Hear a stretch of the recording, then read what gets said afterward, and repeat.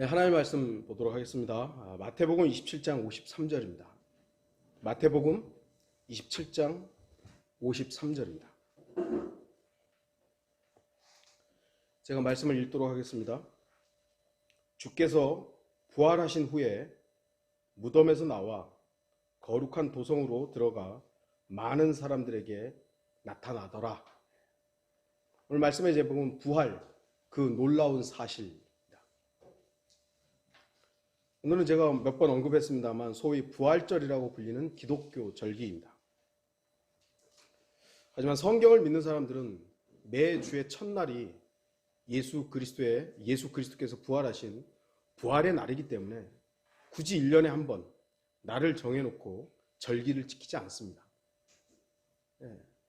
성경을 믿는 교회들, 지역교회들은 크리스마스가 되었든 부활절이 되었든 뭐죠? 맥주감사절? 그다음에 추수감사절?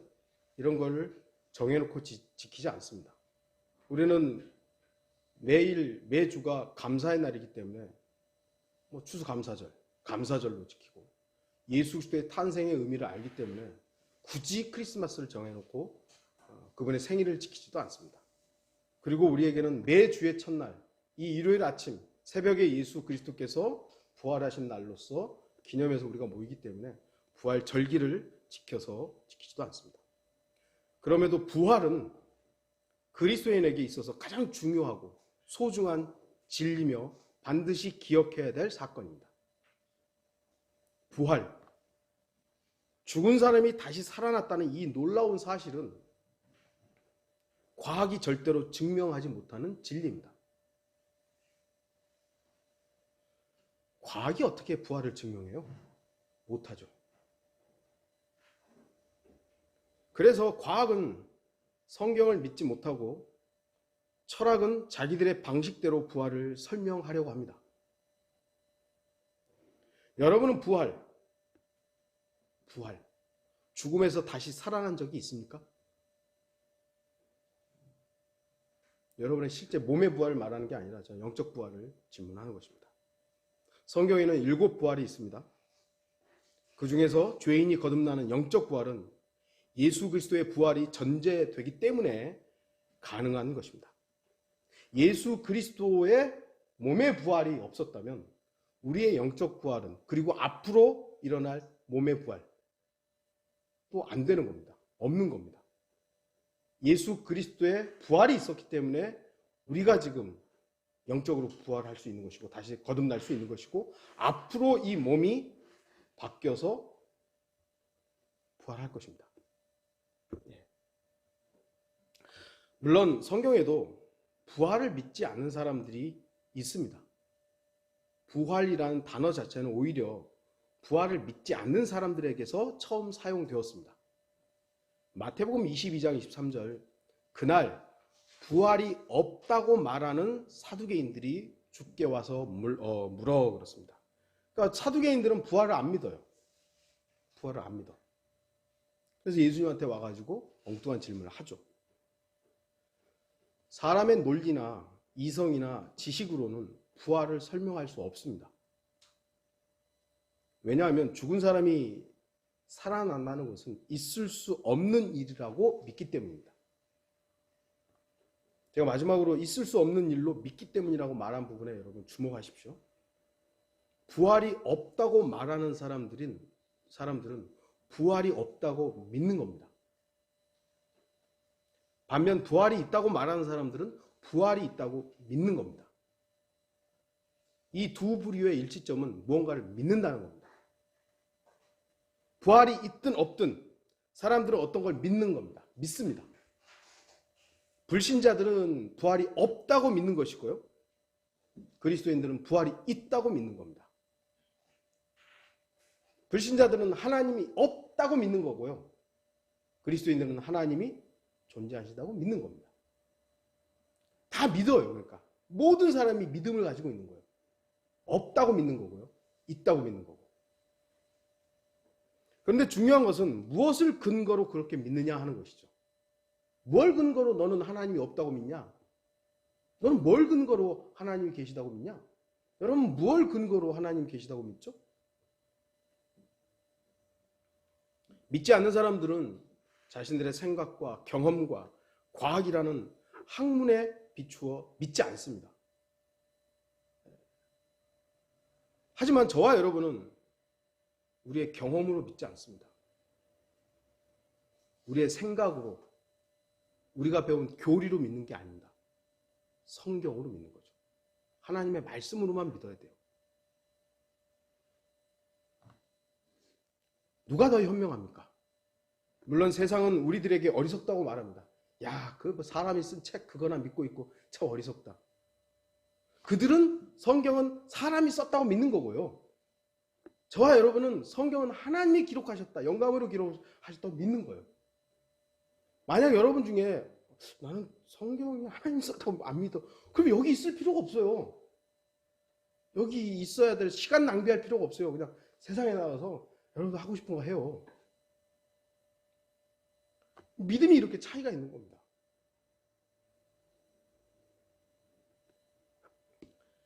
성경은 세상의 어리석음을 지적합니다. 잠언 16장 25절, 사람에게 옳게 보이는 길이 있으나 그 끝은 죽음의 길들이니라. 사람들은 다 자기 옳은 대로, 자기가 믿고 싶은 대로 판단하고 그렇게 생활하죠. 그러나 성경은 분명하게 그 끝은 죽음의 길들이라고.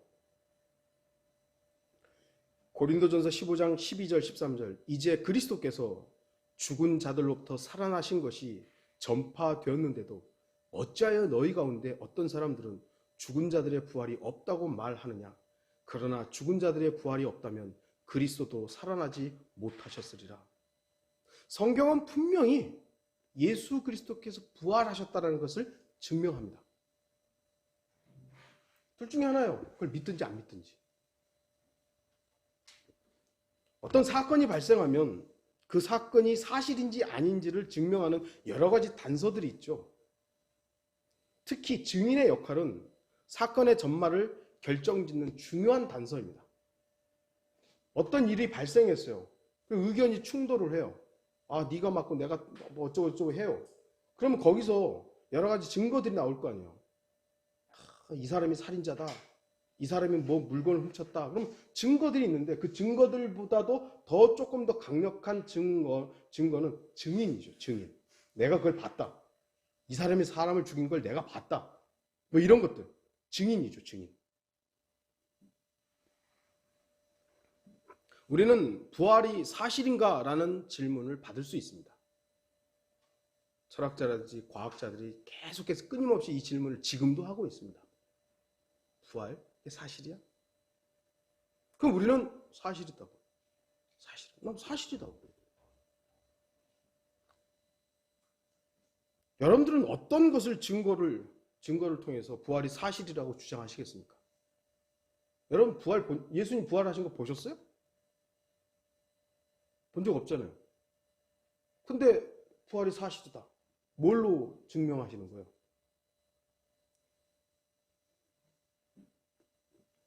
물론 우리에게는 성령 하나님께서 영감을 통해 기록하신 성경이 있습니다. 그래서 나는 성경을 통해서 증명한다. 이 성경은 정확무한 하나님의 말씀으로서 모든 판단과 진리를 결정하는 유일한 잣대입니다. 그래서 최종권이라고 말하죠. 하지만 믿지 않는 사람들에게 우리가 믿고 있는 이 사실을 믿으라고 하면 그들은 이미 성경은 하나님의 말씀이라고 믿지 않는 믿음이 있기 때문에 성경을 아무리 들이밀어도 그들은 안 믿어요. 시대가 너무 많이 악해졌기 때문에 바뀌어 있어요. 그럼에도 우리가 할 수 있는 것은 기록된 말씀을 근거로 우선적으로 부활의 사실성을 입증해야 하는 것입니다. 왜 부활은 놀라운 사실입니까? 증인들이 있기 때문입니다. 증인이 있기 때문에. 오늘 본문에도 나타나지만 예수 그리스도께서는 부활하셔서 예루살렘 성으로 들어가셨고 많은 사람들에게 나타나셨습니다. 어떤 학자들은 본문의 거룩한 도성은 하늘의 도성이 그 땅에 있는 예루살렘 도성이 아니라 하늘에 있는 도성이라고 말하면서 예수님께서는 사람들에게 보인 게 아니라 하늘에 있는 성도들한테 보이셨다라고 주장을 합니다.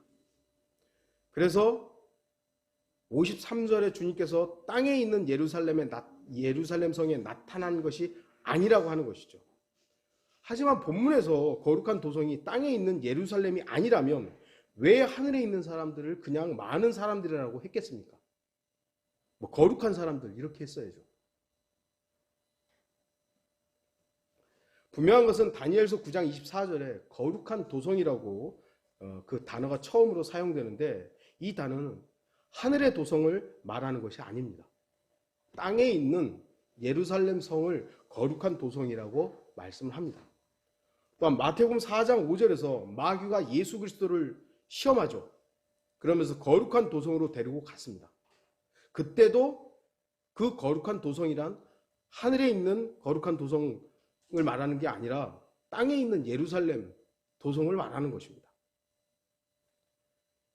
이것과는 좀 다르게 요한계시록 21장에서 거룩한 도성이 나오는데 그 거룩한 도성은 새 예루살렘이라고 되어 있습니다. 그러니까 요한계시록 21장을 빼고 거룩한 도성이라고 하면 다 땅에 있는 예루살렘 성을 말하는 것입니다.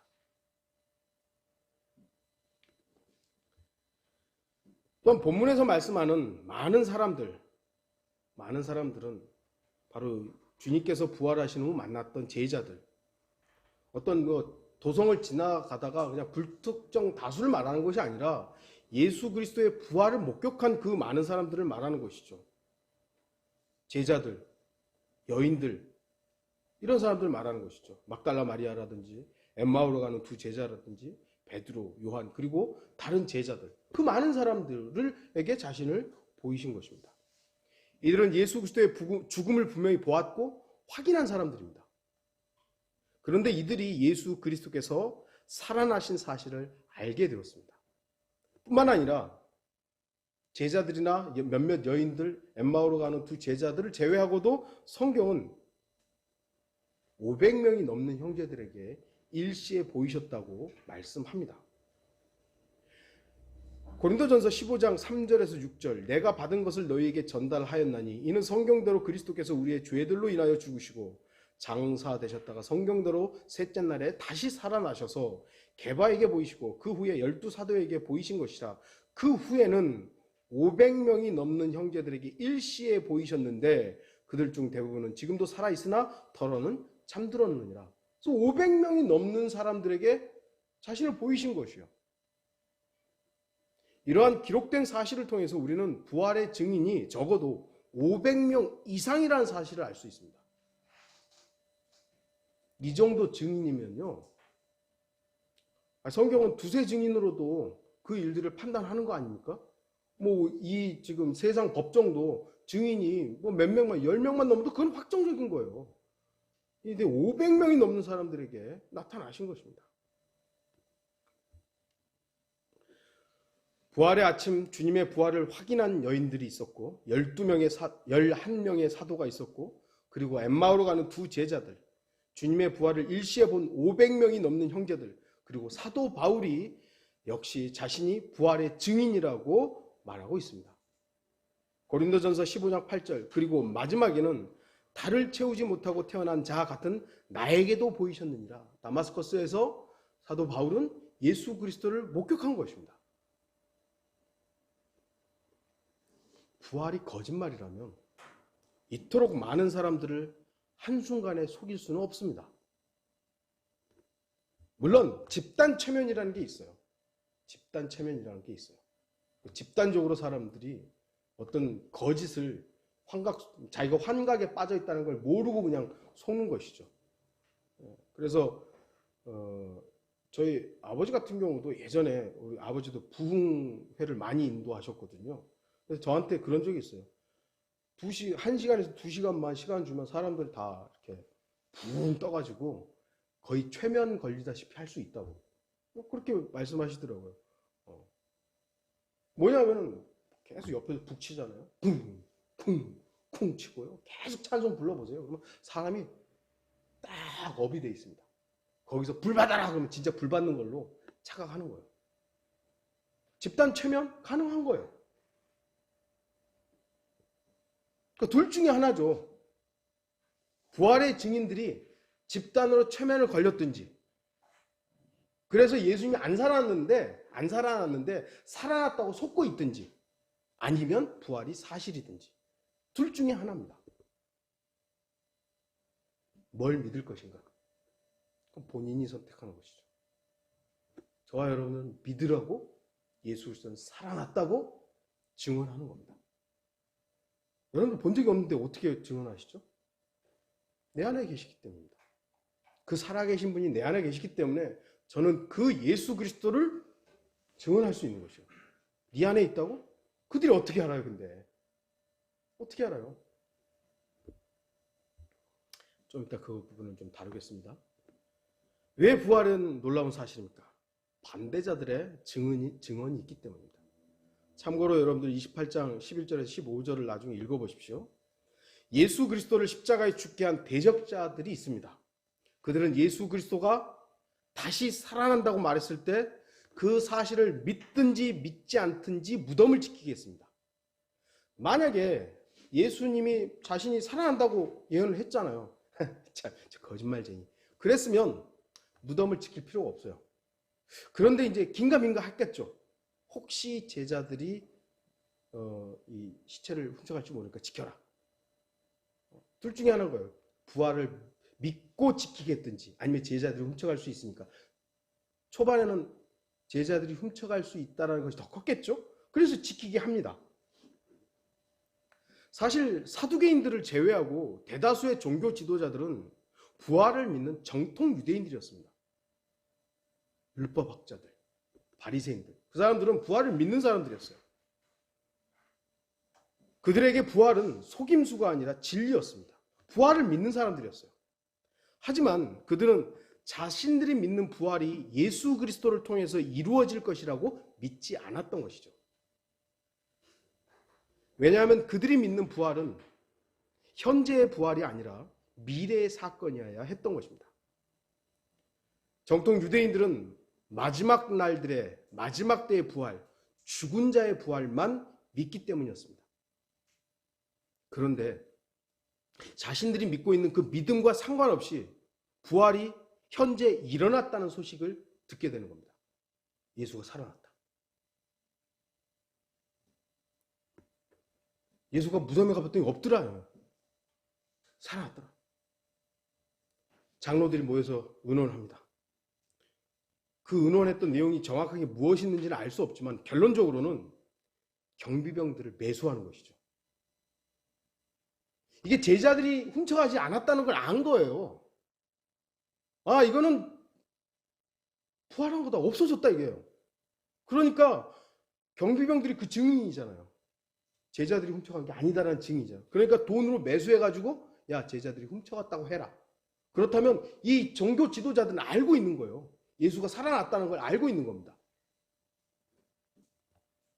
이들은 자신들이 하는 행위가 최선이라고 생각했을 것입니다. 하지만 주목하십시오. 죄 없으신 예수 그리스도를 죽음으로 이끌 정도의 힘과 권력을 가지고 있는 자들이 부활하신 예수님의 대함에 있어서, 그분을 대함에 있어서는 꼬리를 내려야 했던 것입니다. 만일 그들이 정말로 제자들이 시체를 훔쳐갔다고 믿었다면 제자들을 다 잡아야죠. 어떤 식으로 하든지 간에. 왜 그렇습니까? 시체를 훔치고 마치 예수님이 부활한 것처럼 백성들을 속이는 것이라면 제자들은 정말 지독한 악질들입니다. 제자들의 속임수는 어떤 면에서는 예수님보다 더 위험할 수도 있는 겁니다. 예수님을 많은 백성들이 따랐잖아요. 근데 죄인으로 만들어가지고 사람들을 선동해가지고 예수를 죽여버렸어요. 근데 부활했다 이거예요. 제자들이 훔쳐가지고 우리가 죽였던 그분이 살아났다. 이걸 만약에 믿는다면 백성들은 더 혼란에 빠지고 이 종교 지도자들은 더 위협적이었겠죠. 그러니까 그것을 방지해야 되는 것이에요. 만약 제자들이 훔쳐간 예수 그리스도의 시체를 훔쳐갔다면 빌라도를 어떻게든 더 이용해가지고 제자들을 모조리 잡아 들였어야 하는 것입니다. 하지만 그들은 부활이 사실이라는 걸 알았던 겁니다. 알았던 거. 비록 자신들이 믿는 마지막 때의 부활과는 다르지만 부활이 있다는 것을 인정할 수밖에 없는 것이요. 그것이 사실이니까. 그렇기 때문에 그들이 이후에 제자들을 대하는 반응을 보면 그렇게밖에 할 수밖에 없었던 것이죠. 이를 종교 지도자들은 베드로와 요한 등 사도들이 사도행전에서 설교하고 있을 때, 예수 그리스도의 부활을 증거하고 있을 때 어떻게 했습니까? 잡아다가 다 죽여버려야 될 거 아니에요. 그런데 기껏 하는 것이 엄격하게 협박하는 수준이었죠. 사도행전 4장 16절에서 17절 말하기를 우리가 이 사람들에게 어떻게 해야 할까? 실로 그들을 통해서 행해진 뚜렷한 기적이 예루살렘에 사는 모든 사람에게 알려졌으니 우리도 부인할 수 없는 일이라.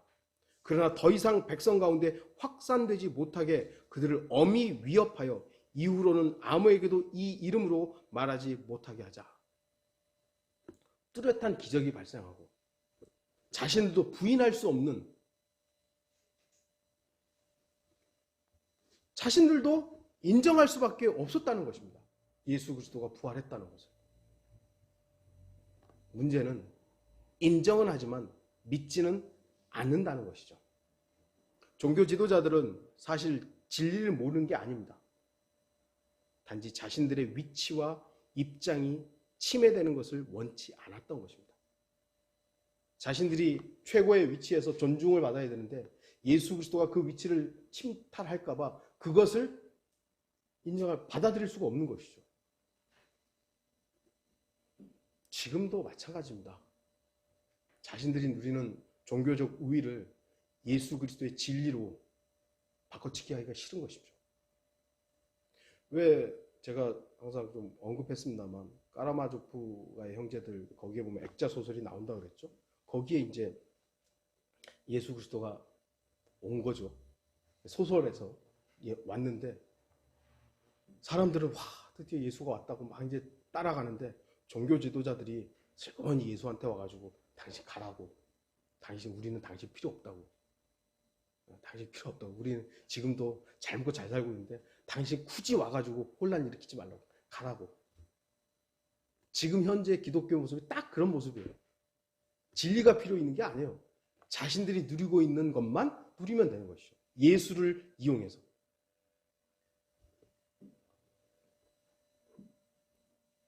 협박하는 것이죠. 이름으로 얘기하지 말라고.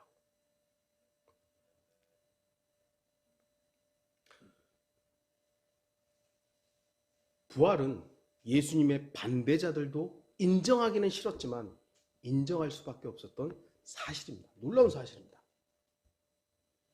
다음으로는 부활이 놀라운 사실이란 이유는 제자들이 변화했기 때문입니다. 제자들은 주님께서 십자가로 가실 때 모두 도망쳤습니다. 심지어는 알몸으로 도망쳤던 제자도 있었죠. 누구 하나 주님의 곁에서 주님을 지켰던 사람들은 거의 전무했습니다. 그들은 자신의 생명 때문에 지난 3년 반 동안 함께했던 자신들의 스승을 배신했습니다. 물론 그나마 요한은 가까이 있었지만 요한도 어떻게 할 수가 없어요. 그냥 지켜볼 수밖에 없었던 것이죠. 가장 자신 있게 외쳤던 베드로는 멀찍이서 주님을 바라보다가 3번이나 주님을 부인합니다. 그리고 나머지 제자들은 어디에서 뭐 했는지도 기록이 안 나와요. 다 흩어져 버린 거예요. 그런데 그런 제자들이 부활하신 주님을 만나고서는 전혀 다른 사람들이 되어버립니다. 쉽게 말해서 물불 가리지 않고 예수 그리스도의 부활을 외치고 다녔습니다. 주의하십시오. 진실을 위해서는 목숨을 내어놓는 사람들이 간혹 있지만 거짓을 위해서 목숨을 내놓는 사람은 없습니다.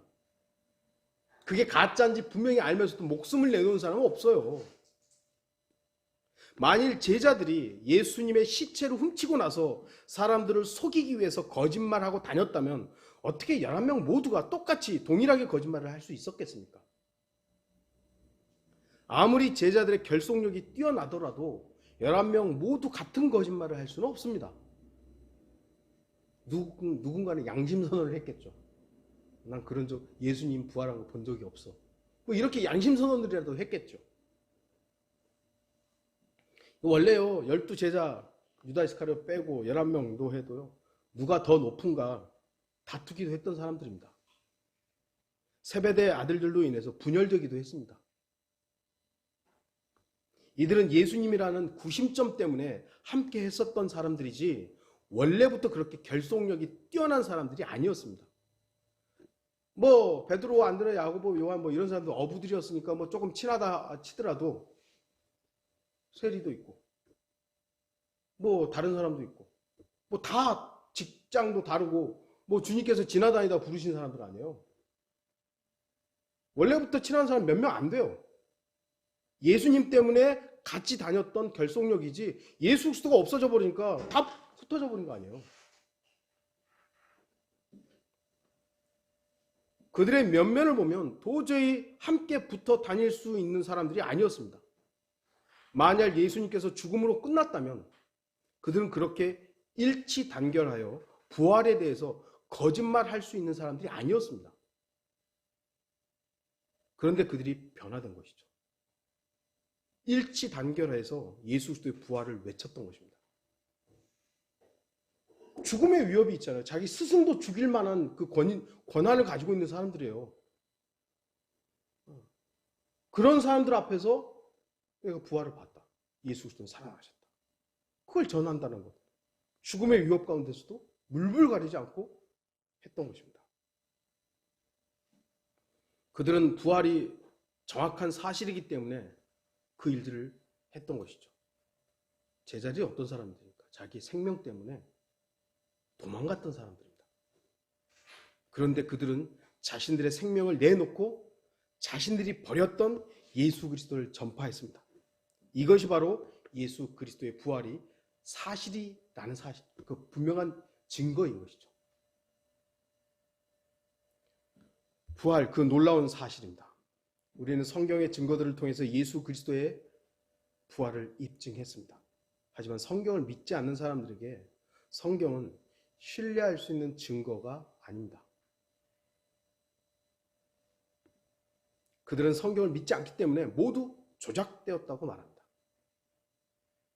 예수님은 죽은 게 아니라고. 어떤 사람들은 신학자들 가운데서 예수님 기절했다고 살아났다고 하는 그런 인간들도 있죠. 그렇다면 도대체 우리는 어떻게 예수 그리스도의 부활을 증명할 수 있겠습니까? 뭐 믿지 않는 것은 그들의 책임이니 안 믿으면 그만이지. 뭐 틀린 말은 아니죠. 틀린 말 아니죠. 자기들이 안 믿겠다고 하는 걸 우리가 억지로 뭐 어떻게 폭력으로 그들을 믿게 하겠습니까? 아니면 위협해 가서 믿게 하겠습니까? 그거 아니죠. 자기들이 선택하는 거예요. 하지만 주목하십시오. 성경의 증거는 너무나도 분명하지만 그 성경의 증거가 증거로서의 역할을 할 수 있도록 신뢰감을 줄 수 있는 것은 바로 우리 그리스도인들의 책임입니다. 성경을 믿고 성경대로 산다고 말하면서도 자신의 육신의 욕망대로 산다면 세상 사람들에게 성경이 살아있는 말씀이 아니라 죽은 말씀으로 비춰질 수밖에 없습니다.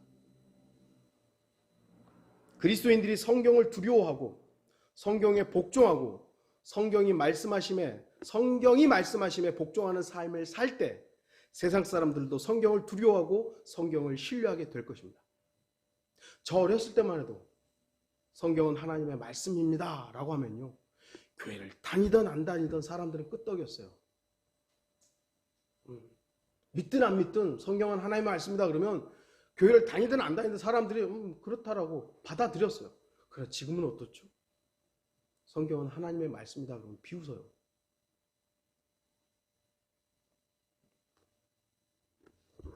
왜 그렇습니까? 기독교인이라고 말하는 자들이 성경을 믿지 않기 때문입니다. 기독교인들이 성경에서 말씀하시는 것과 전혀 다른 삶을 살기 때문에 세상 사람들도 성경을 그렇게 대하는 겁니다. 소위 말하는 기독교인들이 하나님의 말씀을 두려워하고 그 말씀에 복종하는 삶을 산다면 세상 사람들이 보고 와, 하나님의 말씀 저렇게 두려워하는구나 할 텐데, 기독교인들이 하나님의 말씀을 무시하고 그 말씀대로 살지 않고 그 말씀을 그냥 불신해버리고 이러는데 세상 사람들이 뭘 보고 믿겠어요? 세상 사람들이 성경을 믿지 않는 것은 기독교인들의 책임도 큽니다. 성경을 믿지 않는 신앙은 죽은 믿음입니다. 여러분, 불교 중이 성경은 하나님의 말씀이 아닙니다 그러면 사람들이 별로 신뢰를 안 해요. 그거는 불교 중이니까 그렇게 성경을 안 믿는 거지, 이렇게 하는 거죠. 그런데 신학자가 성경은 하나님의 말씀이 아니라 사람이 썼습니다 그러면 사람들이 뭐라 그러겠어요? 그렇구나. 신학자가 그렇게 얘기를 합니다. 오늘날 신학자들 그렇게 얘기한다니까요. 하나님이 쓴 게 아니라 사람들이 쓴 거라고.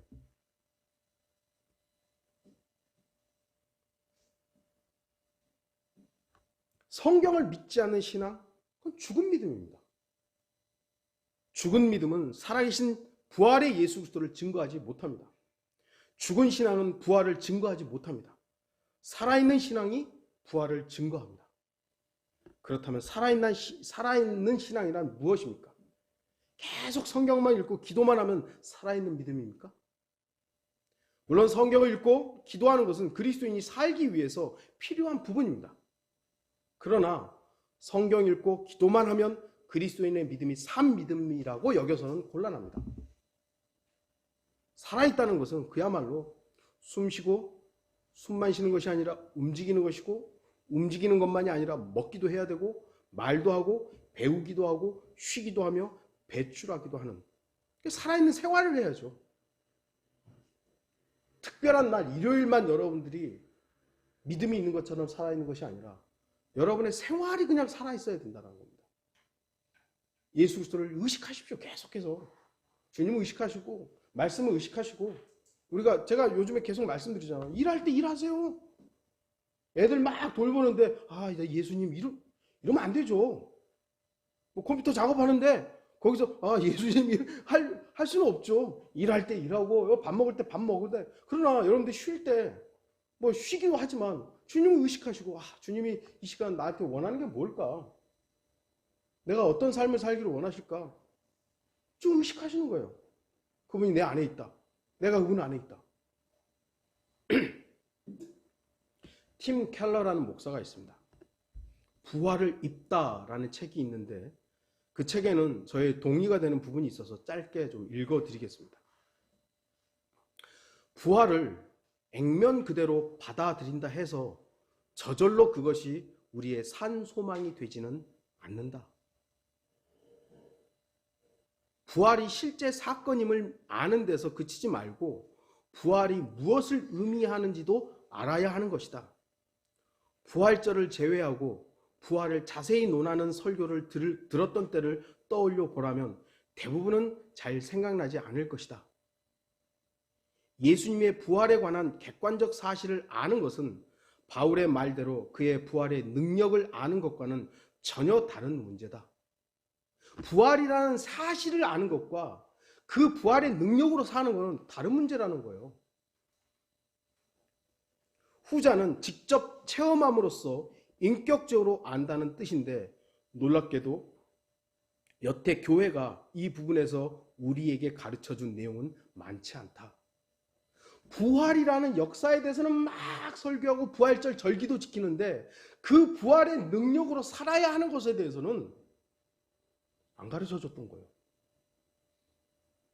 그러니까 오늘날 기독교인들이 일요일날 교회 와서는 신앙인인데 나가서는 부활과는 무관한 생활을 살아버리니까 세상 사람들이 지탄을 받는 거예요. 더 거짓말하고 더 사기치고 더 음탕하고 더 많이 소유하려고 하고, 이러니까 성경이 그들에게는 그냥 한 권의 책일 뿐으로밖에 사람들에게 안 비춰지는 거예요. 부활의 능력으로 살아야 되는데 부활의 지식만 있는 것이죠. 부활을 아는 것만이 아니라 부활의 삶을 살아야 합니다. 부활이 여러분의 삶이 되어야 합니다. 초대교회 사도들은 부활의 증인이었습니다. 그들은 예수 그리스도의 부활을 증거하면서 자신의 생명까지 내놓았습니다. 입으로 외치는 것이 얼마나 중요합니까? 그런데 한쪽에서는 입으로 증거하는 것보다 이제는 삶으로 주님을 전해야 한다고 말합니다. 두 주장이 있죠. 입으로 외쳐야 된다고. 우리도 한때 많이 외쳤습니다. 또 입으로 외치는 것보다 삶으로 증거하라고. 삶으로 경건하게 살고 사람들한테 선한 영향을 끼치고 뭐 이렇게 하라고. 제가 여러분들은 말씀드렸죠. 두 가지 다 해야 됩니다. 하나만 유독 강조해서는 안 되는 겁니다. 둘 다 우리 그리스도인들에게 필요한 부분이에요. 외쳐야 될 때 외치는 것이고, 우리의 평범한 하루의 삶은 예수 그리스도를 따라가는, 쫓아가는 그런 삶을 살아야 되는 것이죠. 나는 외쳤으니까, 나는 거리에서 외쳤으니까 나는 괜찮아, 나는 막 살아도 돼, 이게 아니에요. 나는 외치자고 입은 다물지만 나는 선하게 삶으로 그냥 증거할 거야. 아니요, 둘 다 해야 된다고요.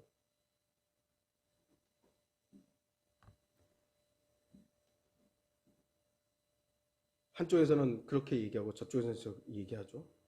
세상 사람들은 요즘에 제가 계속 말씀드린, 우리의 뭘 보는 겁니까?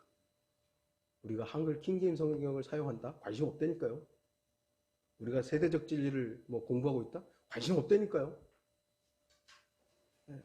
우리가 배달 독립 친교회 다니는지, 우리 교회가 어떤 교회인지 관심 없어요. 저와 여러분들이 어떻게 지금 살고 있느냐, 어떤 소망을 가지고 있느냐, 그들이 안 보는 것 같지만 다 보고 있어요. 아이고 오늘도 나 힘들어 죽겠네, 아이고 힘들어 죽겠네, 다 본다니까요. 저 예수 믿는다는 사람 맨날 똑같이 욕만 하고 있고, 맨날 불평만 하고 있고, 얼굴은 맨날 울상이고, 뭘 보겠어요. 제가 좀 인위적이긴 해요. 이제 1톤 트럭 그 박스카에다가 이제 소스를 막 수백 개씩 이렇게 옮겨요. 그러면 이제 그 지게차로 딱 떠가지고 줘요. 약간 인위적으로 그때 이제 찬송도 불러요. 이제 찬송을 불러요. 들으라고. 제가 많이 그거 막 하나하나 옮기면서 아이고 막 욕하고 있으면 다 들을 거 아니에요. 근데 저에게도 힘들지만 그냥 그 순간 찬송을 그냥 크게는 안 부르지만 부르면 해요. 저와 여러분의 모습들 다 지켜본다니까요. 그들이 안 보는 것 같아요. 여러분들도 그 사람들 보잖아요. 그 사람들은 우리를 보는 거예요.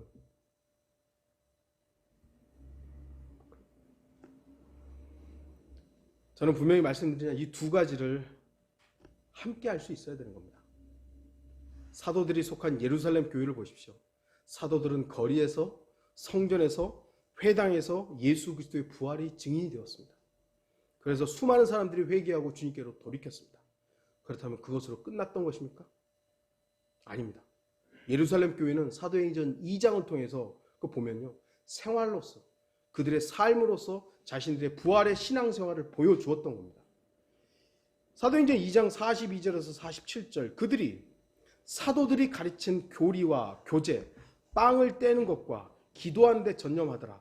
모든 사람에게 두려움이 임하였으며 사도들을 통하여 많은 이적들과 표적들이 행해지더라. 믿는 사람들이 다 함께 있으면서 모든 물건을 공동으로 쓰며 또 자기 재산과 소유물을 팔아서 각 사람의 필요를 따라 모든 사람에게 나누어 주더라.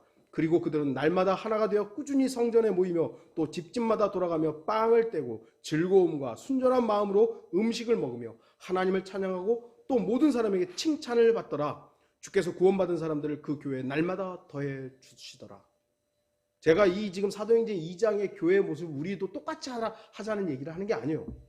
그들이 부활의 증인, 말로서 선포했던 것을 그것만 하고 끝난 것이 아니라 지역교회를 통해서 삶을 살았다는 걸 말씀드리는 거예요. 그들은 그렇게 살았다는 거예요. 부활의 증인으로서의 삶을 산 거예요. 입으로만 예수 그리스도의 부활을 증거하지 않았습니다. 그들은 지역교회를 중심으로 제자들로서의 삶을 살았던 것입니다. 우리는 어떻습니까? 지금 우리는 부활의 증인으로 살고 있습니까? 입으로 전하지도 못하고 생활로도 살아있는 모습을 보이지 못한다면 우리는 결코 부활의 증인이 될 수 없습니다. 죽은 사람은 기쁨도 활력도 없습니다. 여러분이 지금 기쁨도 없고 활력도 없고 무언가 죽은 겁니다. 나는 기쁨의 원인을 찾을 수 없다고. 나는 그냥 사는 거지 뭐. 기쁨도 없다고.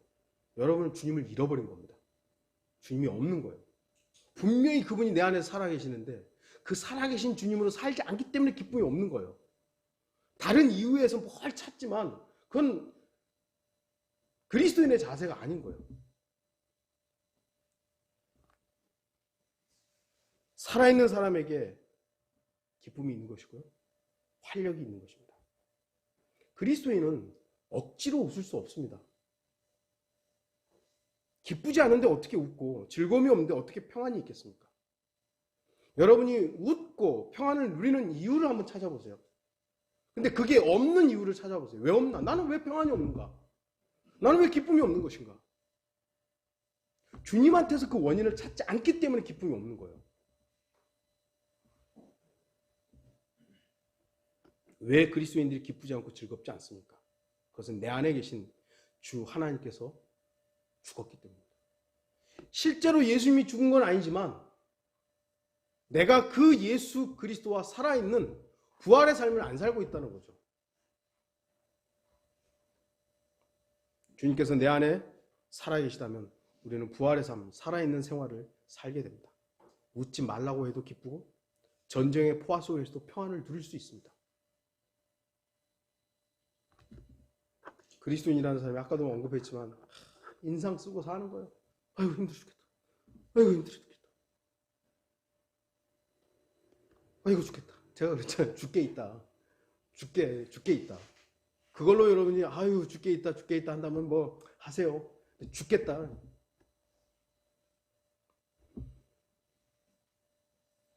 말이나 행동에서 항상 죽은 것과 같은 생활을 하는 사람은 불신자들에게 보여집니다. 그 사람들한테 예수 믿으세요. 그럼 뭐라 그랬어요? 너나 잘 믿어. 뭐 맨날 인상 쓰고 있고 맨날 불평만 하고 맨날 욕이나 하는 사람이 믿으라고 하면 뭐 믿겠어요?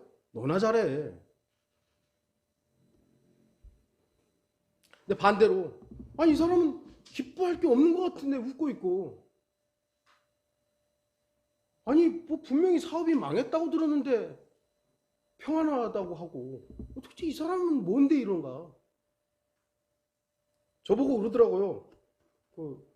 우리 일하는 그쪽에서 이제 우리 과장이 여기 우리 형님은 캐나다에서 오라 그랬는데 또 안 갔다고. 거기까지 왜 안 갔냐고. 우리 저기 형님은 돈 보고 목회하는 사람이 아니라고. 괜히 찔리기도 하면서도 저의 자세니까. 그러니까 그 사람이 그걸 알아주는 부분에서 야 하나님께 대한 내 자세가 그래도 보였나 보다. 약간은 흐뭇했어요. 네, 약간은. 여러분들한테 세상 사람들한테 비춰지는 그 모습들이 내가 어떻게 비춰질까? 우리 그리스도인들은 그것만 의식하면 살 수는 없지만 우리의 말과 행동이 어떠해야 하는가에 대해서는 책임이 있다라는 거예요. 세상 사람들은 우리가 성경을 그 사람들은 성경을 안 믿기 때문에 어떻게 예수 그리스도를 보겠어요? 우리를 거쳐서 본다니까요. 우리가 똑같이 세상 사람들하고 똑같이 불평하고 있고 함께 욕하고 있고 사장들 욕하고 있고 또 불평하고 있으면 너도 똑같지 뭐. 겉으로는 웃을 수 있어요. 겉으로는 아이고 같은 사람이지. 그러나 돌아서서는 저것도 예수 믿는 사람이라고. 우리의 완벽한 삶을 말하는 게 아닙니다. 우리는 완벽할 수 없어요. 그러나 적어도 하나님을 두려워하는 사람으로서 죄에 민감해야 되고 내가 행동 하나하나를 하는 것에 대해서 민감하게 내가 이거 혹시 다른 사람들에게 어떻게 보일 것인가를 의식해야 된다는 거예요.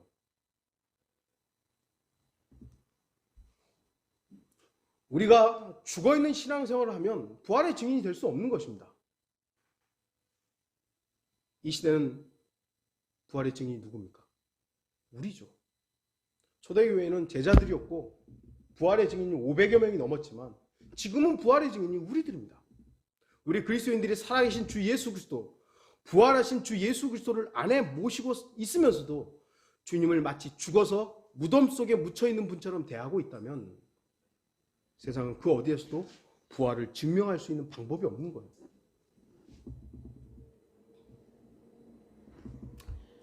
결론을 맺겠습니다.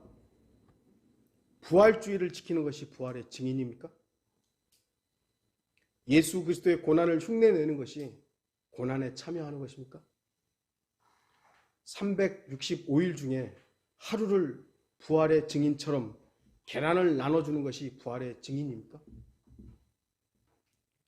그리스도인은 365일을 부활의 증인이 되어야 합니다. 살아있는 믿음의 삶을 살아야 합니다. 다시 한번 말씀드리지만 우리는 완벽한 삶을 살 수 없는 사람들입니다. 그러니까 여러분들이 완벽을 추구하지 마세요. 완벽하신 그분을 우리 안에 모시고 있기 때문에 그분에게 내가 순종할 자세를 가지세요. 자세를. 죄 안 지을 수 있는 사람들이 아니에요. 우리는 죄 지을 수 있어요. 그러나 죄와 연관된 것들이 내 주변에 오면 그걸 경계할 수 있고, 그리고 이것은 죄다라는 것을 주님 앞에서 내 의지를 표명할 수 있는 그런 자세로 살아야 돼요. 그게 살아있는 사람인 거예요. 죄가 오는데도 그냥 무감각하게 아이고 이게 좋사오니 세상이 좋고 뭐 이런 식으로 그냥 흘러가면 죽은 신앙생활을 하는 것이죠. 우리를 통해서 예수 그리스도께서 부활하셨다는 것이 드러나야 합니다. 살아있는 사람은 살아있다는 것을 바로 옆 사람이 느낄 수 있죠. 예수 그리스도께서 저와 여러분 안에서 살아계시기 때문에 우리는 바로 살아계신 예수 그리스도로 인해서 살아야 합니다. 그러면 우리는 누가 뭐라고 해도 부활의 산 증인이 될 수 있습니다. 다시 한번 말씀드리면 죄송합니다. 또 언급하지만 특별한 신앙을 가지려고 하지 마세요. 특별한 위급할 때 나는 이런 믿음을 가지고 있습니다 라고 주장하지 마시고 평상시에 평범한 삶 속에서 여러분의 믿음을 표명하면서 사세요. 우리 안에 예수 그리스도께서 살아있음에도 바로 그 예수 그리스도로 인해 살지 못하면 우리는 죽은 신앙생활을 하게 되며 우리를 통해서 그 어떤 부활의 증거도 찾을 수 없게 됩니다. 부활이 놀라운 사실입니까? 아니면 부활이 여러분에게 단순한 지식입니까? 부활. 여러분에게 지식이에요? 아니면 부활이 여러분에게 사실입니까? 여러분은 부활의 삶을 살고 있습니까? 부활은 분명히 놀라운 사실입니다. 부활이란 놀라운 사실을 단순히 입술로만 전하는 그리스도인이 아니라 여러분의 삶이 부활의 놀라운 사실로 그 사실로 살기를 바랍니다. 부활이 여러분에게 진짜여야 하는 것이죠. 지식만이 아니라 그 부활이 우리의 삶으로서 진짜로서 드러나는 그런 성도들이 되기를 바랍니다. 다 같이 기도하시겠습니다.